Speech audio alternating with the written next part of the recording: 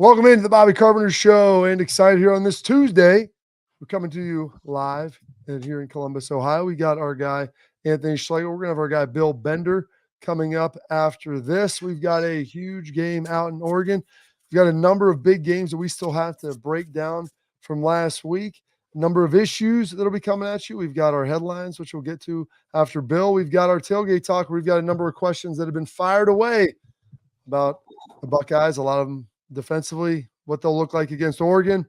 Feeling pretty good about that, Schlegs. And we got a big week planned here, and there should be nothing better because it's another huge slate. Buckeyes at Oregon. We've got Red River, a bevy of games that we'll start to get to throughout the week. But first, I would like to get to this because we start talking about culture. We talk about leadership a lot, Schlegs, and you lean into that all the time, and you're a part of it. You're a big culture guy, leadership guy. And I think that's vitally important. I think any great team, any great program has that. And so whenever bad things happen, losses happen, people go back and they analyze things that have potentially transpired. Well, if you look at Alabama under Nick Saban, had a lot of wins, pretty good culture, didn't really have a lot of issues. They had some off the field stuff. Everybody's going to. You're dealing with, young men that are 17 to 23 years old now, 24, 25. So you're dealing with all these young guys. And sometimes things happen off the field, but very rarely under Nick Saban did you see anything happen on the field. So we go back to Vanderbilt, end of the game. Bama's obviously getting run. Vanderbilt's putting them on the last drive. They can't get a stop to get off the field to get the ball back to try to score.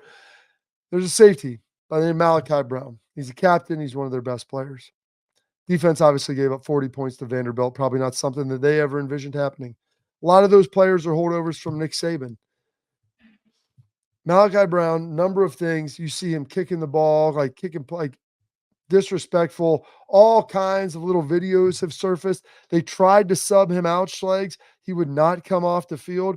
On top of all that, he is a captain with everything. And so I tell people, kicking players, pushing them after the pile, just things that are not of what you would expect of Bama quality, the Bama culture for what they've been.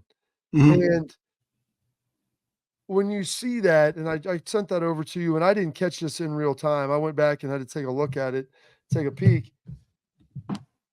It was surprising, a little troubling.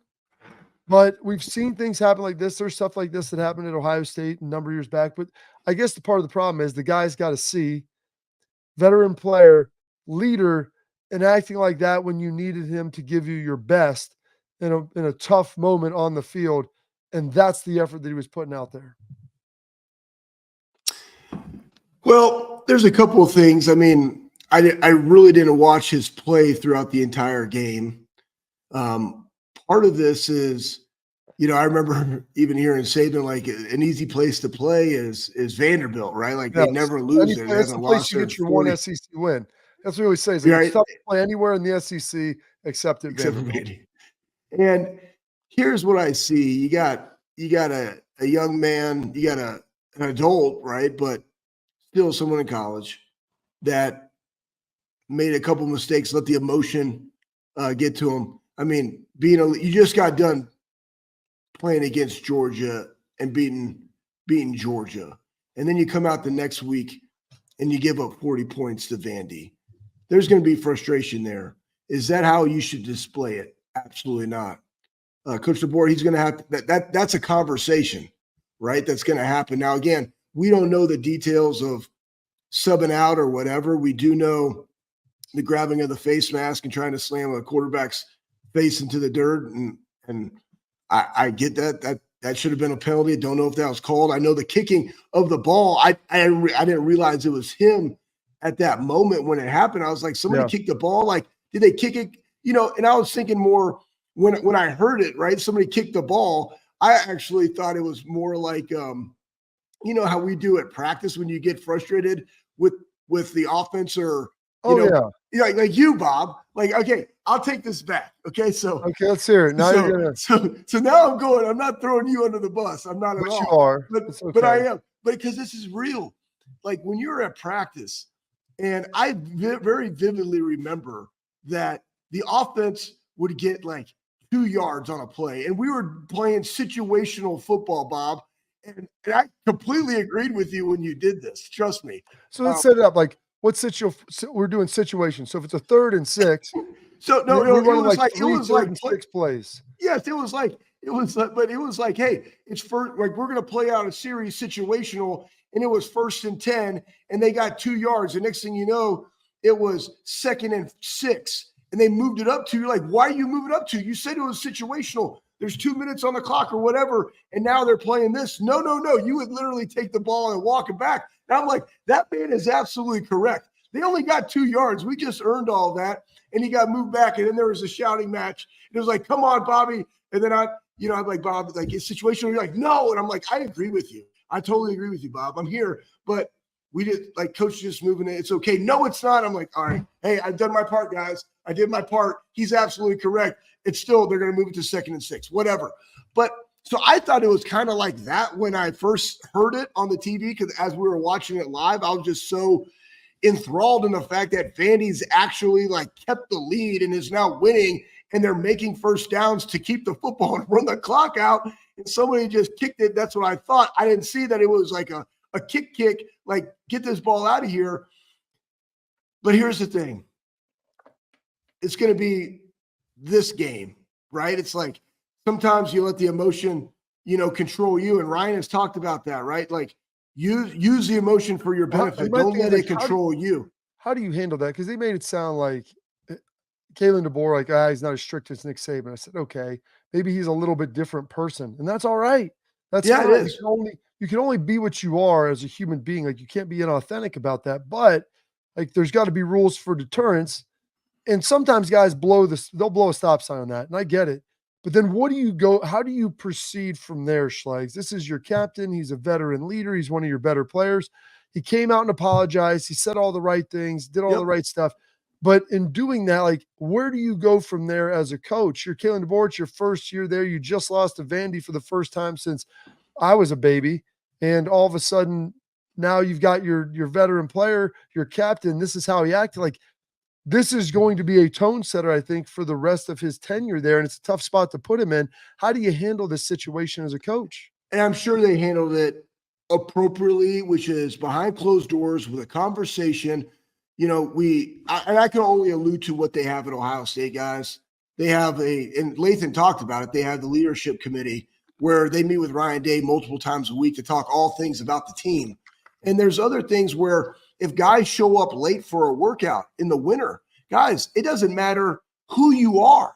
It could be, a Jack Sawyer or a Will or a Q or a Trevion or an Emeka. It doesn't matter. If you are 1 minute late for the check-in before the workout, which is well in advance of the workout, it's not just showing up to the workout, it's something else before the workout, it's an automatic.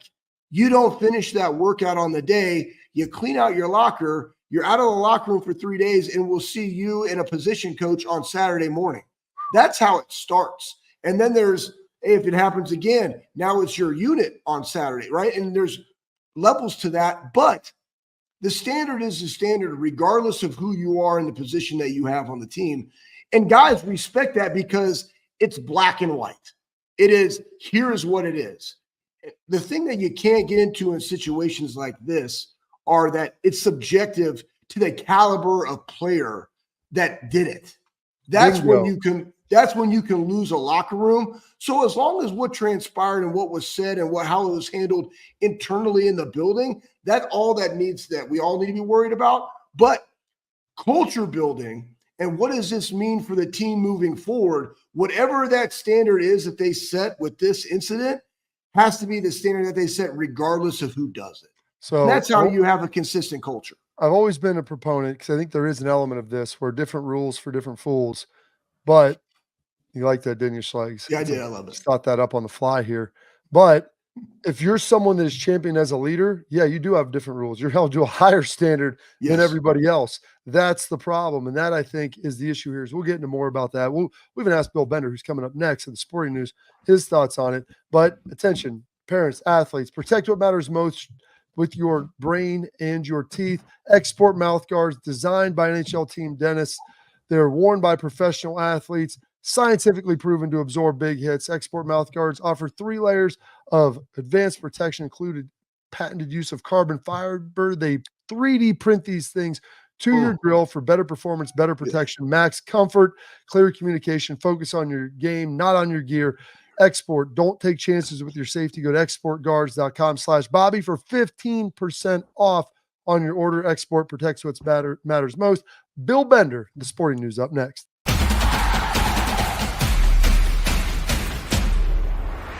Welcome back in to the Bobby Carpenter Show here with our guy, Bill Bender, on this Tuesday. The Sporting News, go check him out. Does a great job. Give him a follow on X at BillBender92. Thanks for joining us again this week, Bill. We always appreciate your insight into the world of college football.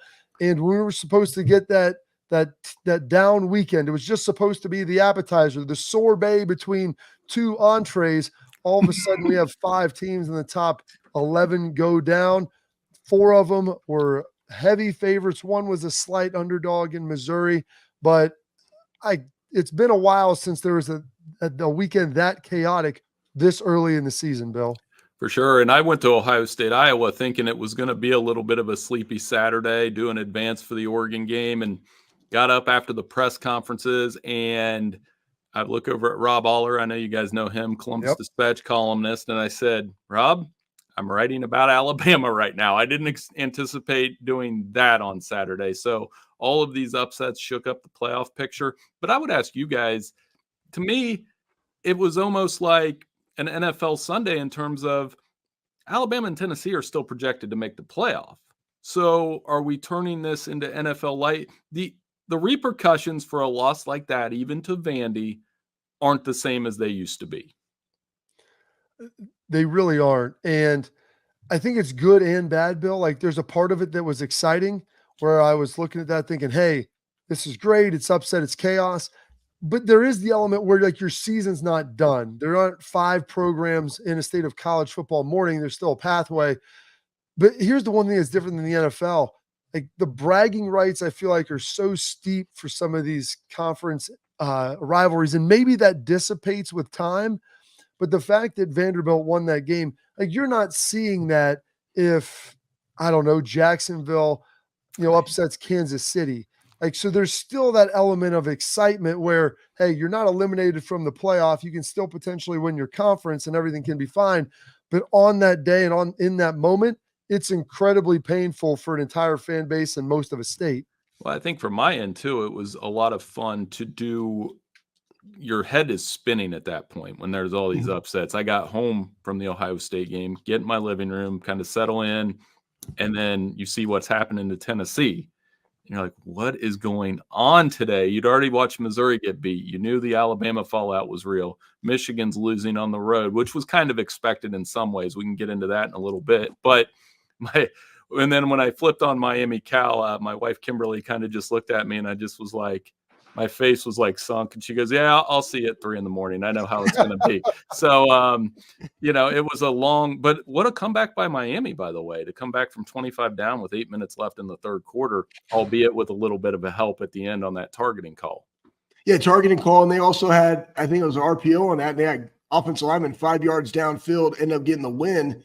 Here's my take on it. I just think that parity is real, just like in the league. That's what they wanted, right? They wanted every team to have an opportunity. College football, what you're seeing is teams, regardless of their stature, through the portal or through development. You got Army Navy, the first time they've been 5-0 together since 1945.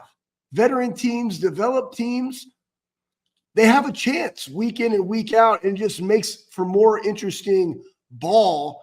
You still have an opportunity of being where you want to be at the end of the year. But in Ohio State's case, and everybody was talking SEC winner, that's automatically no one. No, if Ohio State wins out, they'll be the one. And that just bodes well for them. So all the games still matter, but how you get there is just a little bit different than it was in the past. And I really like it.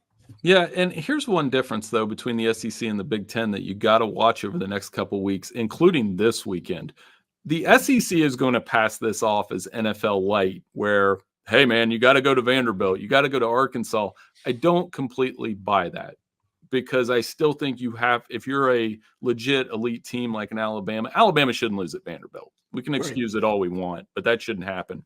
Tennessee, Arkansas, maybe. I think Texas A&M's probably feeling like, man, where would we be if we beat Notre Dame? They'd probably be ranked in the top 10. Biggest difference with the Big Ten that I'm seeing is this travel is very real. This West Coast to Big Ten country travel and vice versa, it has a larger impact than I thought it would. And I dug up this stat for you guys.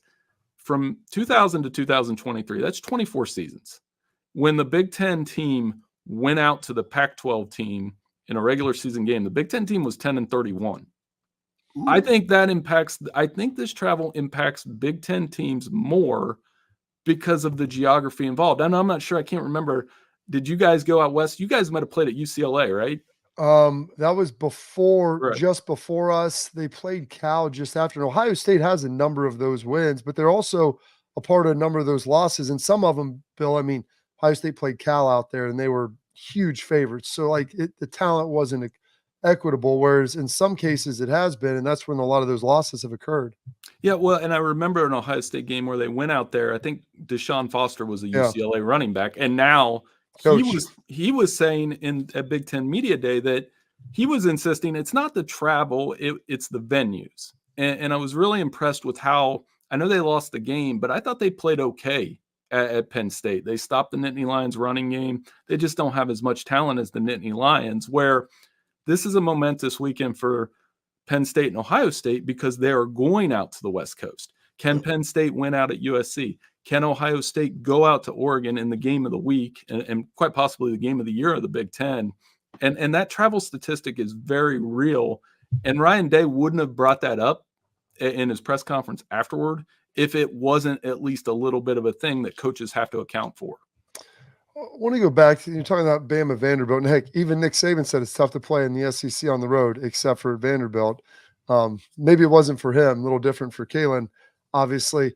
The Malachi Brown situation, I think this is a very important moment for Kalen DeBoer. He has the huge win against Georgia, obviously the letdown against Vandy, and then you have your safety, a captain, insubordination on film. It's been talked about now. People have seen it.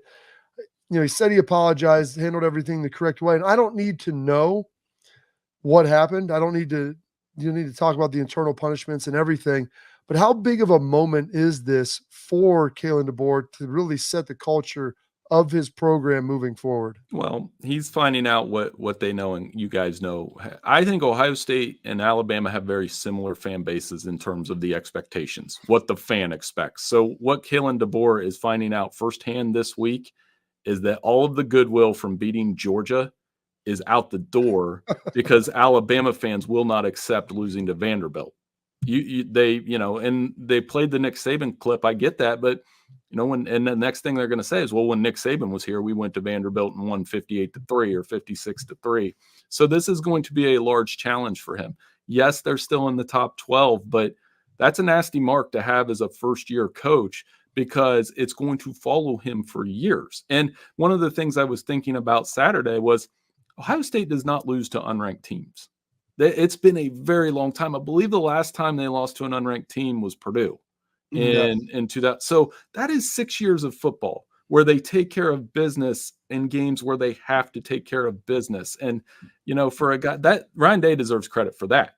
Kalen DeBoer is going to find out that you can't do that at Alabama because they will remember that Vanderbilt loss for the entirety of his tenure. We, Maurice Clarett threw out a tweet, and it was a good one. And it was basically talking about Kirby Smart. His six losses that he's ever had have all been to Alabama. Ryan Day in the Big Ten, his only losses are to Michigan. We don't see him losing to teams that he should beat, right? And some of his other losses, they come in the college football playoff, good on good. And so he just doesn't do that. My question for you, though, Bill, is of all these upsets, what was the biggest one for you moving forward in this college football playoff? Well, I think Alabama and Tennessee jointly. I'm going to try to politically answer this question because it sets up what should have been a top 5 showdown next weekend. Instead, the loser in Knoxville is going to have 2 losses and have an uphill battle to get into the college football playoff when we were just talking about these teams as top 5 teams. So, if you're on the Tennessee side of this, you're saying, well, if they can't win in Nashville, they're not winning in Knoxville. And if you're on the Alabama side of this, you're thinking, if we win out, we have that Georgia win in our back pocket. Jalen Milroe still played great. Their defense is rough, though. They couldn't get off the field on third down. It's 6 rough quarters, inconsistency. You mentioned the Malachi Moore thing. They got a lot going on that side of the ball that they're going to need to fix if they want to go into Tennessee and win. All right, one more question here before we'll take a quick break and then get into some of the Big Ten talk. But that Missouri A&M game, Bill, you alluded to it. Where would A&M be if they beat Notre Dame? I mean, heck, they might be ranked, 15th, 12th, maybe even higher. They'd be undefeated. But they go beat Missouri at home. They were slight favorites. Missouri was ranked 9th in the country. Yes, they were undefeated, but they just felt like there was some insecurity there. Brady Cook hadn't looked as good as they had last year. Defensively, they hadn't been quite as good. Luther Burden really wasn't being utilized. Someone pointed this out to me. He goes, it seems like they'd been riding that Cotton Bowl victory of Ohio State and kind of what they had become all season. They were getting wins, but it's pretty close against Boston College. These games, they really weren't separating the way that you would have hoped if they were, quote, a top 10 team. Do you think this is kind of the end of the line? I say that with respect to Missouri this season being a CFP contender. Well, they've got the most uphill battle of all of those top 10 teams that lost. And I would even argue over Michigan, they have a longer road because Michigan could still theoretically win the rest of their games. They won't, but they have that path as a Big Ten team with one Big Ten loss. Missouri has to play Alabama, and they just looked poor on the road. And Connor Wigman played well. Texas A&M got that running game going. Eli Drinkwitz already faces an uphill battle because of that perception of all those things you mentioned and how they played against BC and how they played against Vandy, though in retrospect, that doesn't look that bad now. So it's going to be interesting. The other thing to watch with him, Florida loses to Tennessee this weekend and the Billy Napier stuff starts over again. Would Eli Drinkwitz be a candidate to go to Florida? And I think one of the things I'm interested to see as teams start to fire coaches is we've never had a 12-team playoff race where they're trying to get the next coach. And these guys, it's kind of like basketball, right? You can't hire a coach if they're coaching in the Sweet 16. That's going to be interesting how that all plays out. We joked that Lane Kiffin might have that Gator blue polo, just hidden in the back of the closet from whenever he needs it. We'll see what happens as Missouri got a big win. Going to take a quick break with our guy, Bill Bender from the Sporting News. Come back with him. A couple games in the Big Ten. Want to talk a little bit about those repercussions and then also preview the biggest games here coming up this week and what that means. Stay locked in here on the Bobby Carpenter Show.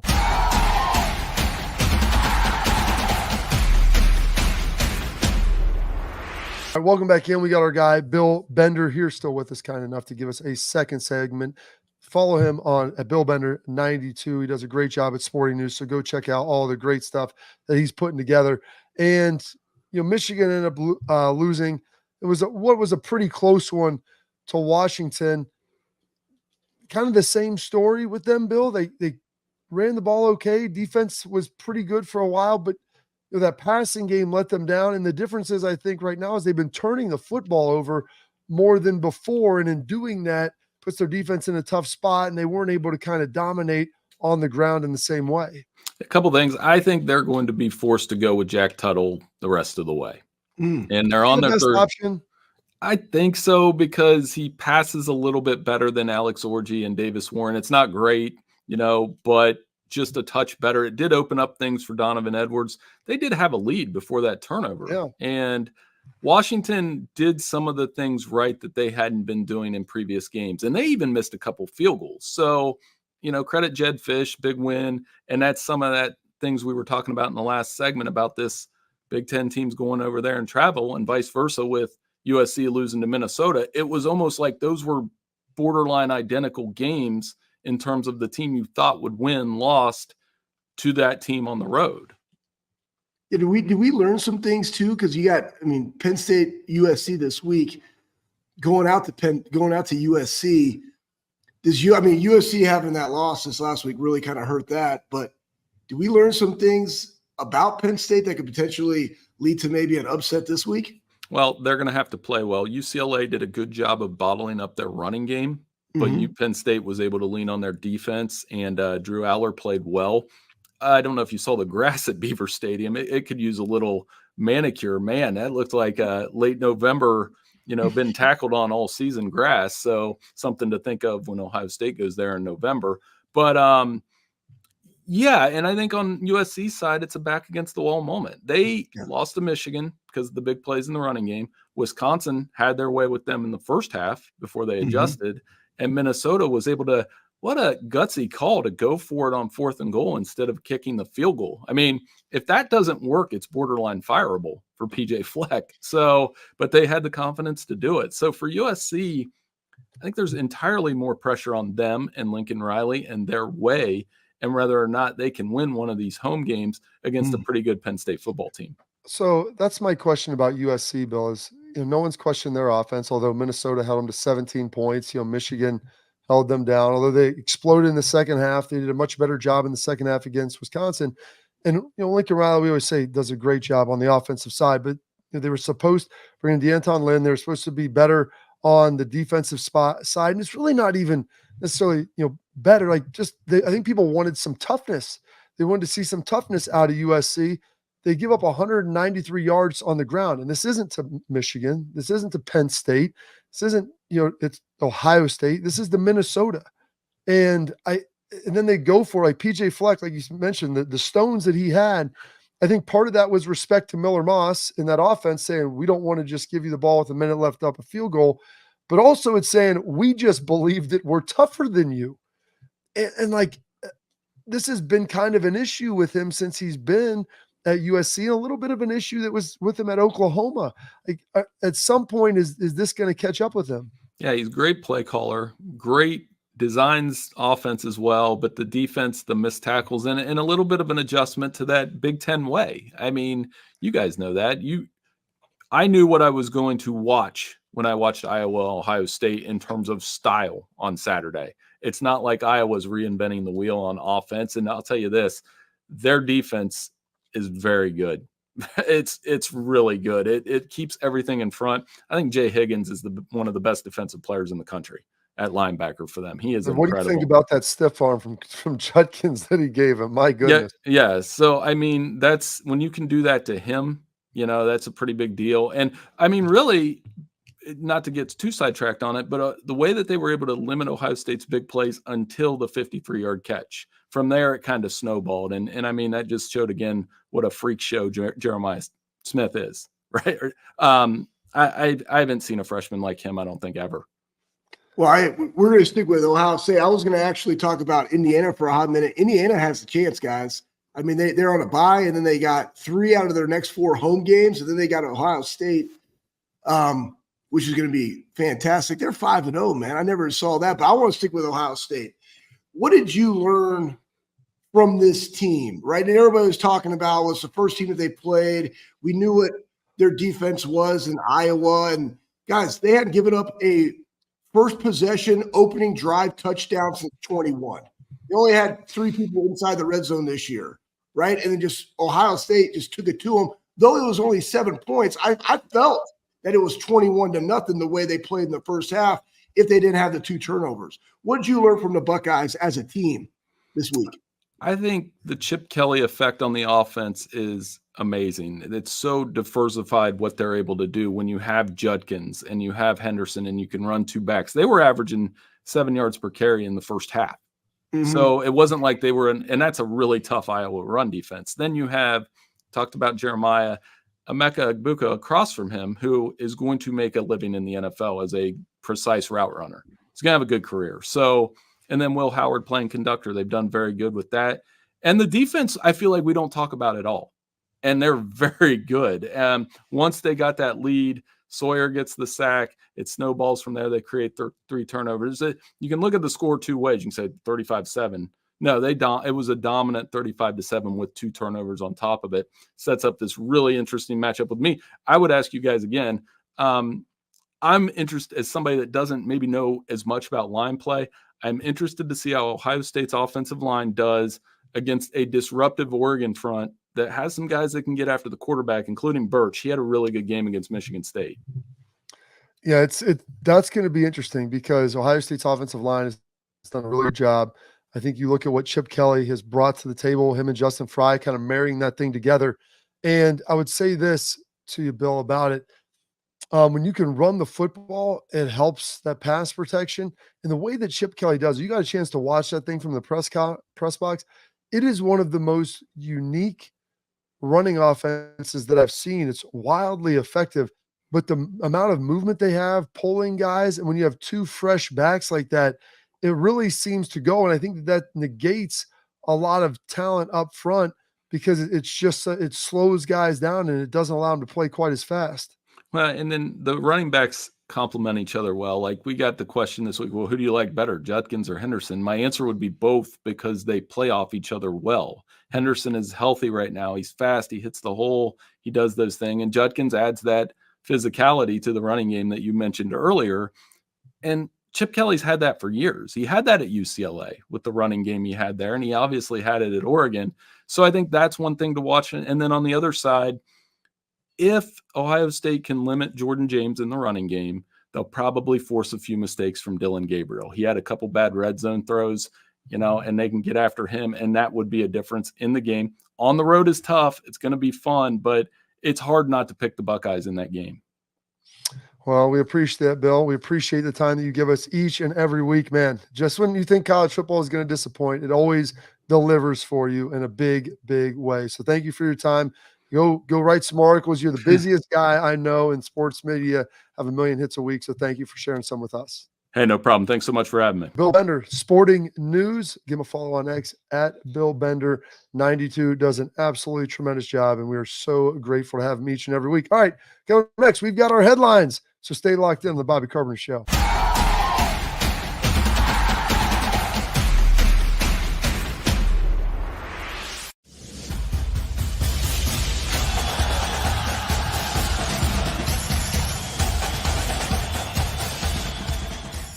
All right, so one of the big headlines coming out of the week was you take a look at how impressive 𝗟𝗏𝗡 Igbokwe had been, and you listen to Bill Bender talk about him and just what he's been able to do, what he's been able to bring to the table. I believe, you do look at his stats, 3 touchdowns, offensive player of the week in the Big Ten. You heard Ryan talk about if we want to throw up his consistency, because I love this. The best part about it is Ryan starts talking about his consistency last week leading into the game and how, he helps mentor Carnell Tate. He's helping mentor Jeremiah Smith, JJ Smith, and what he's all about. And his consistency is what everybody loves.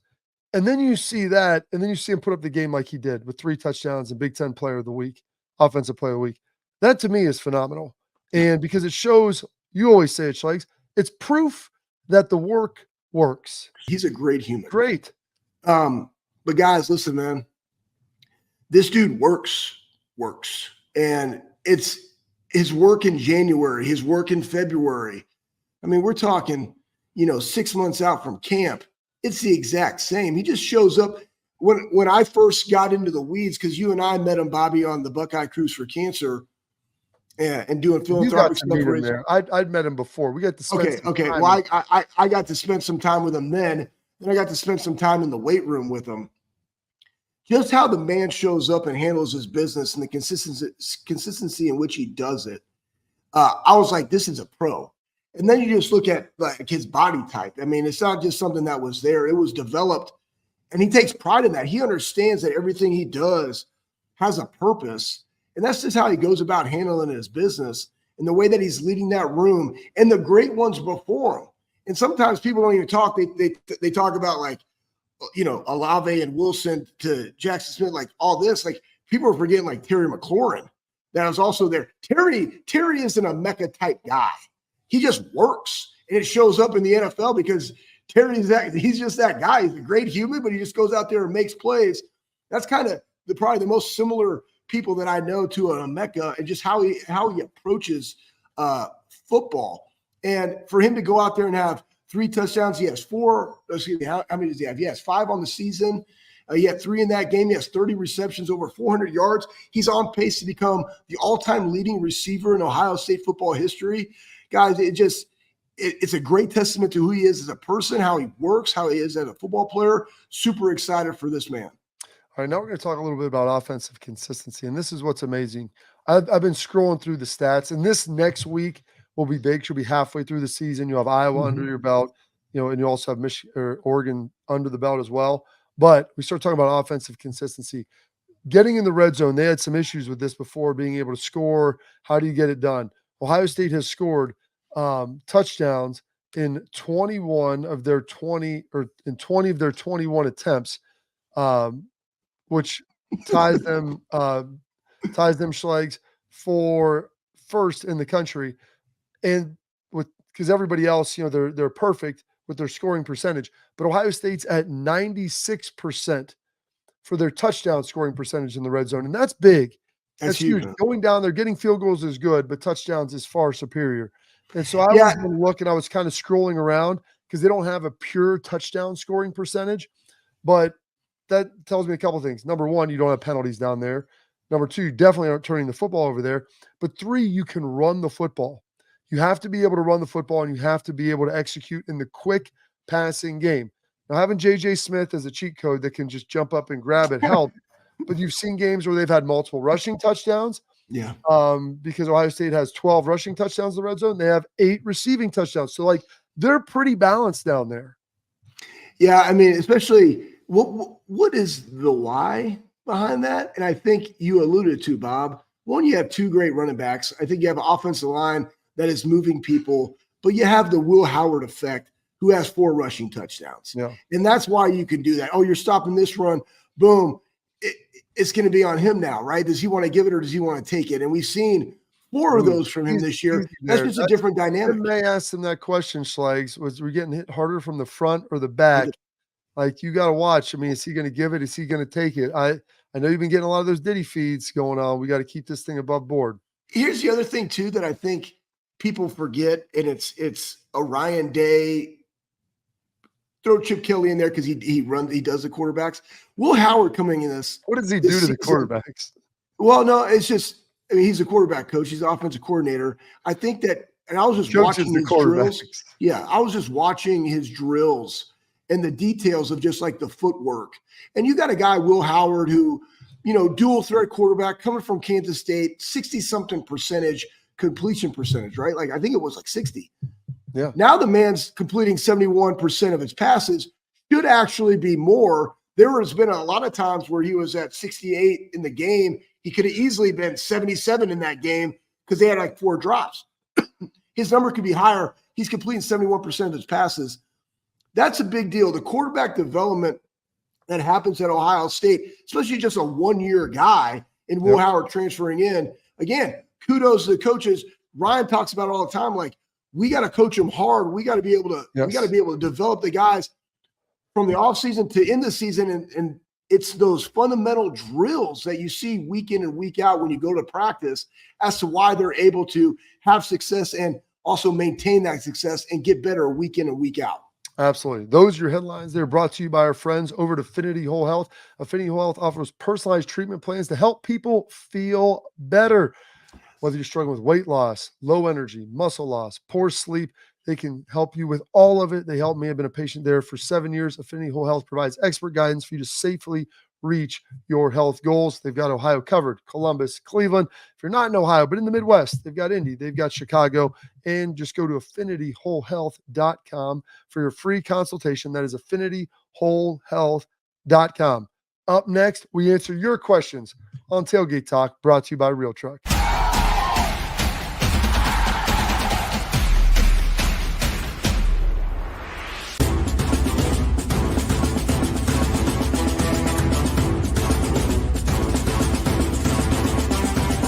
All right, Schlegs, we throw it out there each and every week. And I'm always like, hey, what's going on? What are some questions that folks have? We had some good questions this week. It's Oregon week, so you would expect nothing less.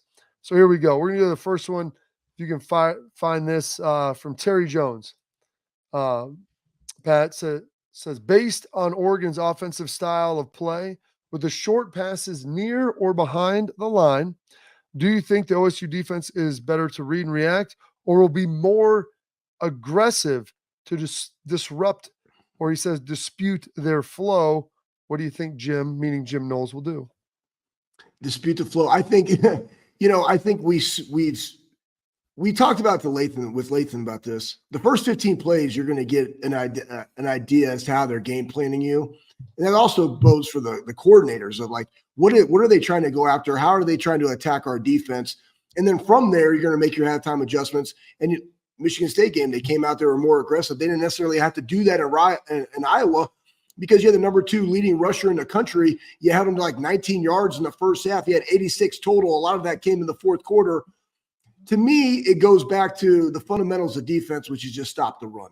And now your secondary is going to have to get off blocks. They had a long screen last week that went for, I think, 60-something yards, right? You're going to have to play those, right? You're going to have to rally the football, and you're going to have to tackle. That would be the biggest thing to me that you look in this game. How do we tackle in space that keeps them, behind the chains? Again, all defenses, you want to make the offense play behind the sticks. That means you have to win off first and second downs. If they're going to throw those short, quick passes, screens, you got to make sure that you get the guy down so that you can still be 3rd and long, 3rd and 6+ going into that situation. So a little bit more into that. I think you can be aggressive at some points. You don't want to be aggressive all the time, as far as bringing pressure. But I do think you can be aggressive in your zone coverage, Schlegel. Like you can tighten up some of your zone coverage. You can do some 2-deep stuff, making sure you're bottling that up. You roll up your corners. You get your linebackers to squeeze up more. And you can also bring some pressure. Like you said, it's most importantly to get those guys down. But part of that, like the biggest part, is stopping the run. You make them one-dimensional. That allows you to be more exotic with your coverage. All right, next question. We got a bunch. We'll get through them throughout the week. Coming at you from Squatchy Schlegel. Should Sonny be focused mostly on playing the Sam role? Had a big game against Iowa in the run-heavy defense, but has been a little lackluster otherwise. We need him most against team up north, and they're like Iowa. You need Sonny Styles against everybody. And the thing is, Sonny's been asked to do a lot, and we've talked a little bit about this. He started off at will. He played Mike this first week of the season. When they go 3 linebackers, he's been playing Sam. The thing with Sonny is he's got boundless ability. And so when he has that and he's smart, he studies the game, but it still takes time. This is his first year at linebacker. So to ask him to bounce with 3 spots, it's almost unfair a little bit. And they've talked about that, but he focused last week on Sam. Probably not going to do as much 3 linebacker stuff this week, just given what Oregon does. So he'll be a little more focused in on Will. He'll be fine. He doesn't make the same mistake twice, Schlegel, which is the hallmark of any great player. Yeah, the biggest thing in this game will be tackling in space. I truly believe in Sonny. First year as a linebacker, I think people forget that. But you also have an abundance of guys that are behind those 2 that people are alluding to, like what should he do? Here's the thing. Sonny just has to go out there each week and just continue to get better because he's already a very, very good linebacker. He will get more consistent. We saw him in this last game. The thing to me is just his ability to run sideline to sideline. And he's playing with a lot of juice right now, man. And I just think that comes with being comfortable when you get to understand the whole defense. And this is part of what, Bob, you were a very, very smart football player. Like that comes from your dad. You love the game of football. You could play Sam. Like that was your job, but you could also play Mike and Will. Like you knew what to do. It is, but it's just seeing it all. That's what's tough and getting that experience of being good in it. All right. So there are 2 questions. We got a bunch more. Fire them away, folks. We love hearing them. Like, subscribe, comment, leave them in the YouTube chat as well. We'll get to those.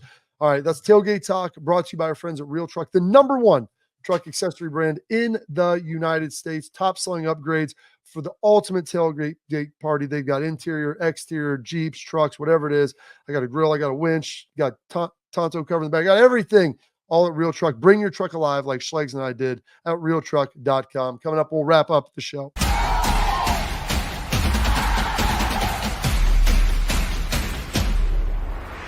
All right, Schlegel, you got about 30 seconds. Your parting thoughts as we are running downhill now towards a Wednesday. Yeah. Hey, listen, every week matters. It's Tuesday. They got to have a great physical practice. You got a great matchup. Jordan James had 166 yards last week. They rushed it 24 times with him. But guess what? You stopped the run. You put Dylan Gabriel in some situations. He had 2 picks last week. He's been turning the ball over a little bit more than he wanted. It's going to be a fun week as a Buckeye fan going out to Eugene. Absolutely. Hopefully, you got a big show tomorrow. Chris Plank joining us, going to break down a little Red River rivalry, other big game that weekend coming at you as well from the SEC. And hopefully, our guy AJ Hawk will be able to join us as he does each and every Wednesday here on the Bobby Carpenter Show. We appreciate you tuning in. Like, subscribe, leave comments for us, and we'll see you tomorrow here on the Bobby Carpenter Show.